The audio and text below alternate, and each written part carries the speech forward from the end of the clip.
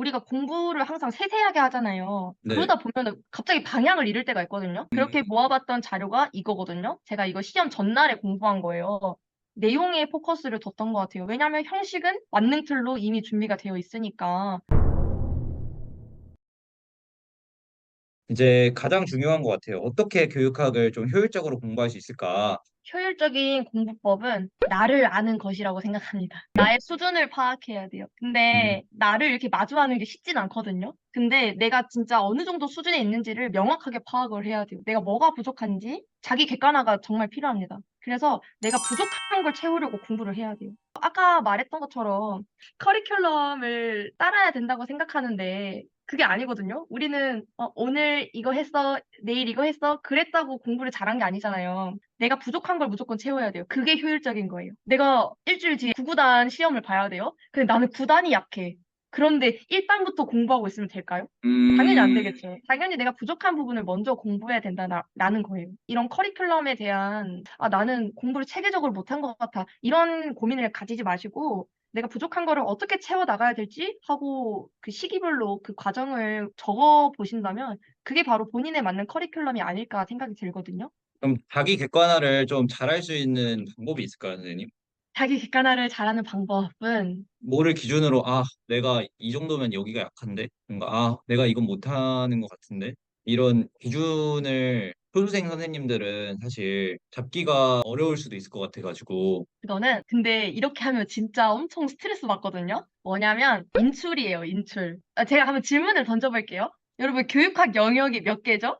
알뜰말뜻? 8개예요, 8개. 8개를 다 말할 수 있어요? 그중에 우리 시험에 잘 나오는 거 있죠? 교육심리? 교육심리는 파트가 뭐뭐 있어요? 제일 먼저 나오는 거 있죠? 발달이론이 나와요. 발달이론 다음에 뭐 나오죠? 발달이론에서 가장 먼저 나오는 이론가가 누구죠? 피아제 다음에 누구 나오죠? 이런 식으로 내 머릿속에 있는지를 점검을 해야 돼요. 이게 저는 인출이라고 생각하거든요. 그러니까 첫 번째 영역에 대한 목차가, 그 다음에 그 영역마다 그 큰 카테고리가 있죠. 큰 카테고리가 다 정해져 있어야 되고, 그 카테고리별로 내용 숙지가 돼야 돼요. 그게 책을 안 보고도 할 수 있어야지 저는 시험장에 들어갈 수 있다고 생각했거든요.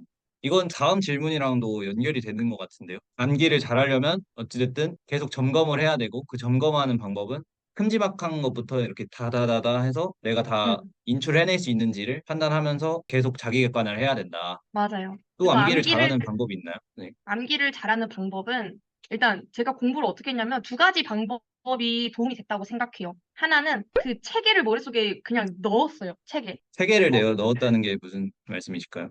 그러니까 영역별로 우리 인덱스 있죠. 인덱스, 목차. 네네. 목차를 머리에 정리를 해놨다 이거죠. 목차부터 네. 뼈대를, 네, 우리 9구단 생각해 볼게요. 9구단 몇 단까지 있죠? 9단까지 있어요. 1, 2, 3, 4, 5, 6, 7, 8, 9. 그중에 조금 비슷한 9구단 있잖아요. 2단, 4단, 뭐 이런 식으로. 3단과 9단은 좀 비슷하고. 이렇게 그 체계를 딱 머릿속에 가지고 있어야 돼요. 뼈대를 확실히 머릿속에 잡아라. 내용 막 적혀져 있다고 하나씩 다 암기를 그냥 넣으려고 하지 말고 좀 네, 멀리서 네. 보고 그렇죠. 뼈대를 그게 확실히 중요해요. 잡고 예. 그리고 그 하나에 이제 집중해라. 그 뼈대를 왜 잡아야 되냐면, 우리가 공부를 항상 세세하게 하잖아요. 네. 그러다 보면 갑자기 방향을 잃을 때가 있거든요. 음, 비고츠키가 무슨 이론이지? 갑자기 이렇게 생각이 날 때가 있단 말이죠. 체계를 잡으면은 그 체계 속에 관련된 게 같이 생각나요. 비고츠키와 음, 피아제 세트. 이런 식으로. 그러니까 목차를 무조건 먼저 잡고, 그 다음에 세부 내용을 더해야 간다고 생각합니다. 또 다른 또 선생님만의 노하우도 있으세요?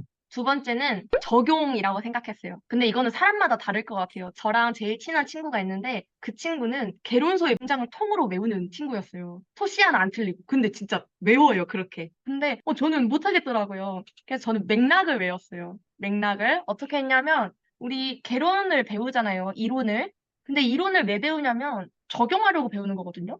네. 그래서 항상 어떤 이론을 배우면은 그 이론을 적용하려고 했어요. 제가 학창 시절 경험에 비춰본다거나 아니면 이거는 나중에 내가 진짜 수업 현장에서 이렇게 해볼 수 있겠다라고요. 자, 예를 들어보면 제가 아직도 생각나는 게 있는데 우리 ARCS 이론 있죠? 학습동기 이론? 뭐 주의 집중해야 되고 관련성 높이고 자신감 주고 뭐 만족감 높여야 된다 이런 거요. 근데 제가 그걸 어떻게 배웠냐면 그 수업의 과정으로 생각을 했어요. 도입 부분에 야 얘들아 내가 오늘 이런 일이 있었다? 야, 너 이거 좀 특이하지 않아? 하면서 저의 썰을 푸는 거죠. 이게 뭐냐면 비일상적인 사건 제시. 이러면서 그리고 아니면 음, 또 동기유발로 야, 내가 자료 오늘 하나 가지고 왔는데 이거 한번 봐볼까? 시각자료 제시. 그럼 주의 집중 되는 거거든요. 그리고 뭐 관련성을 높이기 위해서는 아직도 생각나는 게 연예인을 뭐 보여준다거나 연예인 예시 아니면 친숙한 뭐 평소에 잘 쓰는 그 예문 단어들이 있어요. 그런 걸 보여준다거나 이런 식으로 관련성을 높이면 되는구나. 이렇게 이해를 했죠. 그냥 막연히 외워버리는 게 아니라 그 안에 내용을 내 수업이나 아니면 실제로 어떻게 적용할까를 같이 생각을 해봤다는 거죠, 선생님은. 네네. 학교 현장에서 어떻게 적용될 수 있는지를 항상 생각했어요. 왜냐면, 아, 이론만 공부하니까 진짜 재미가 없더라고요. 음, 그래서 그냥 이렇게 상상하면서 적용을 해보는 거죠. 음, 만족감을 높이기 위해서, 아유, 우리 누구 너무 잘했어. 칭찬 퍼부 주기. 이런 식으로. 확실히 기억에 더 잘 남을 것 같아요, 이렇게 하면. 그렇죠. 그 사례가 기억이 남아서 개념이 떠오를 때도 있어요. 일단 이렇게 두 가지였던 것 같아요. 그 하나는 두 가지. 목차를 먼저 세우기, 두 번째는 그 이론을 달달 공부하기보다는 학교 현장에 적용을 해라. 첫 좋다. 번째는 인출을 무조건 해라. 음, 제가 삼수, 사수 때 공부 방법을 바꿨다고 했잖아요. 어떻게 했었냐면 영역이 끝나면 A4 용지를 꺼내가지고 방금 내가 공부했던 걸 써봤어요. 백지 인출이라고도 하죠. 써봐요. 그러면 몰라요. 방금 한 5분 전에 공부했는데 몰라요? 그러면은 음, 그런 거를 빨간 펜으로 책 보면서 내용을 더해갔어요. 보면서. 음, 그러면 그거 이제 밥 먹으면서 복습하고, 잠자기 전에 복습하고 이러면서. 그리고 다음날 아침에 또 새로운 A4를 꺼내요. 공부하기 전에. 오늘 거 하기 전에 어제 공부했던 거를 백지에 다 써봐요. 그러면 또 음, 몰라. 그 모르는 부분을 어제 공부했던 그 백지 인출 자료를 보고 비교를 하는 거죠. 아, 이거 어제도 몰랐는데 오늘 또 모르네? 음. 내가 공부가 안 된 거구나. 또 채우고. 그렇게 하면은 제가 평일 월화수목금 했던 인출한 자료가 있을 거 아니에요. 그거를 주말에 공부했어요. 그렇게. 계속 인출을 하면서 스스로 평가를 계속 해야 된다는 거죠. 맞아요, 맞아요. 근데 그게 진짜 너무 괴로워요. 그렇습니다. 그런 근데 식으로 계속 체크해 가면서 암기를 해 나가면. 계속 저의 모토는 아, 내가 설명할 수 없으면 모르는 거다라고 생각을 했거든요. 그리고 선생님은 교육학 스터디를 하셨어요? 추천을 어, 하실까요? 스터디를? 일단 저는 좀 장의존적인 학습자였습니다. 그래서 스터디 하는 게 좋았어요. 근데 음, 초수, 재수 때 했던 스터디와 삼수, 사수 때 했던 스터디가 좀 방향이 달랐어요. 저는 스터디를 초수 때 왜 하려고 했었냐면 남들이 어떻게 하는지 궁금한 거예요. 음, 그래서 좋은 방법 있으면 배워보자 이런 취지로 스터디를 한 거였거든요. 근데 삼수, 사수 때는 아예 다르게 했어요. 그 초수 때 했던 스터디가 너무 시간 아까운 거예요. 오프라인 스터디였는데 왔다 갔다 하는데도 오래 걸려. 만나면 잡다며 이래가지고 진짜 공부했을 때에는 저는 항상 스터디를 했습니다. 항상 1년 동안.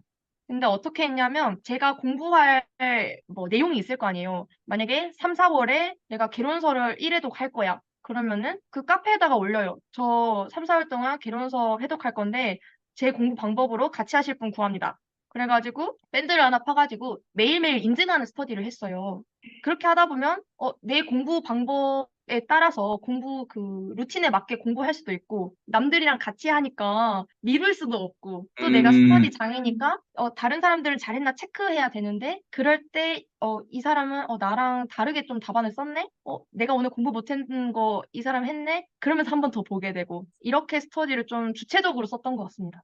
스터디에 끌려가기보다는 네네. 선생님이 봤을 때, 아, 이런 방식으로 공부하는 게 낫겠다 해서 그 방식으로 스터디를 만들고 그 스터디를 통해서 선생님은 약간 시스템 속에, 상황 속에 날 넣어가지고 못 미루게 하는, 맞아요. 스터디의 음, 목적이 강제성이었어요, 저는. 음, 뭘 더 거창한 뭐 학습 결과를 만들거나 같은 수험생끼리 모여서 뭘 만들어요. 그런 걸 지향했어요. 그래서 저는 음, 스터디의 목적이 무조건 강제성이었습니다.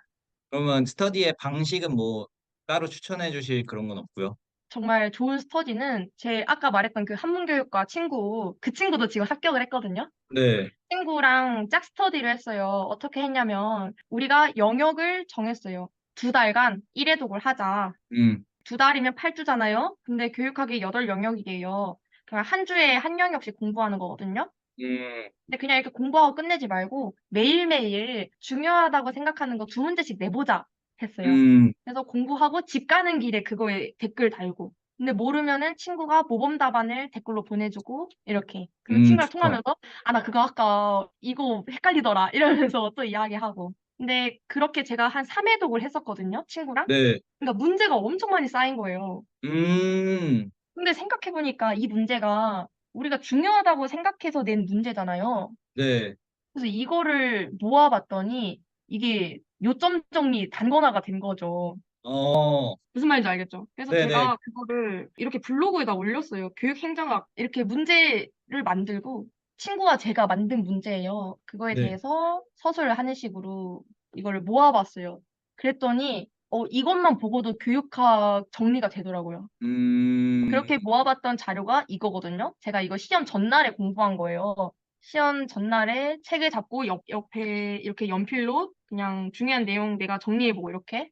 저는 시험장에 이거 가지고 갔어요. 다른 거 교육학 책 불안하니까 갖고 가긴 하는데 보지도 않고 이것만 봤어요. 음, 이럴 정도로 제가 지금 다시 생각해도 이거 자료가 되게 좋거든요. 그래서 혹시 오고 가고 하면서 여기 들어가가지고 밥 먹으면서 그냥 다 달아보고 한번 읽어보고 하면 좋을 것 같아요. 회독은 어쨌든 각자 하고 그 영역에 대해서 그 파트에 대해서 중요한 거 서로 문제 하루에 두 개씩 올려주는 스터디가 네. 도움이 되셨다는 거죠. 네네. 내용도 그렇게 딱 정리가 하니까 됐고 그쵸. 강제성도 생기고 그죠. 서로 얘기하면서 또 영역을 새로운 내용들 계속 또 인출이 되니까.